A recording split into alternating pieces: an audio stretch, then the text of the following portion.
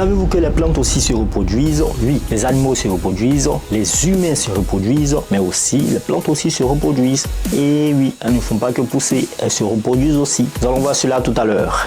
La reproduction des plantes est un processus crucial pour assurer la suivi et la propagation des espèces végétales. Il existe deux principaux modes de reproduction chez les plantes. Eh bien, il y a la reproduction sexuée et il y a la reproduction asexuée. La reproduction sexuée qui implique la fusion des gamètes mâles et femelles, c'est comme un arbre mâle et un arbre femelle se rencontrent. Chez la plupart des plantes supérieures, y compris les arbres, les fleurs et les légumes, elles se composent de plusieurs étapes. Déjà, il y a la formation des gamètes. Alors, chez les plantes, les gamètes mâles sont appelés pollen et sont produits par les organes reproducteurs mâles, tels que les étamines. Les gamètes femelles, quant à eux, sont contenus dans les organes reproducteurs femelles, tels que le pistil. Donc, c'est comme des grains, voilà, qu'on appelle des gamètes. Et le pistil, c'est comme une ouverture, en fait, et un tronc, voilà, comme un entonnoir. Alors, la deuxième étape, c'est la pollinisation.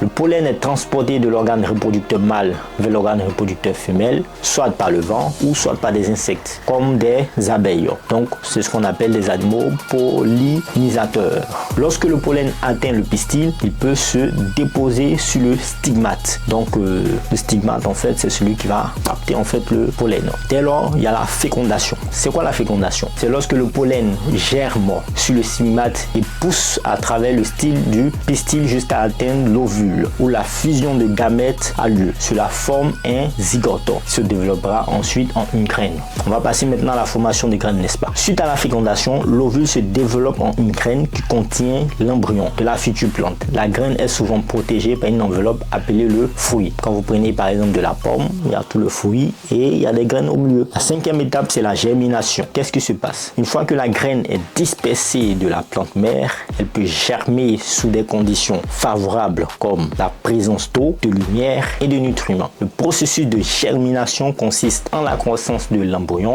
qui se développe en une nouvelle plante. En ce qui concerne la reproduction asexuée, plusieurs mécanismes peuvent être observés chez les plantes tels que la multiplication végétative, la fragmentation et la division cellulaire, un peu comme chez les micro-organismes qui se divisent. Ces méthodes permettent aux plantes de se reproduire sans l'aide de gamètes. Par exemple, certaines plantes peuvent produire des stolones ou des rhizomes qui s'étendent horizontalement et donnent naissance à de nouvelles plantes à partir des bourgeons. La reproduction des plantes, qu'elles soient asexuées ou sexuées, est essentielle pour assurer la diversité génétique, la suivi et l'adaptation de ces organismes dans leur environnement. Et aussi, bien sûr, la survie aussi des animaux et de l'être humain. Parce que s'il n'y a pas de plantes, il n'y a pas d'oxygène et vice-versa, il n'y a plus de nourriture d'ailleurs. Bon, enfin, portez-vous bien. J'espère que vous avez bien entendu et vous avez bien compris de quoi nous avons parlé aujourd'hui. La reproduction des plantes. Peace out.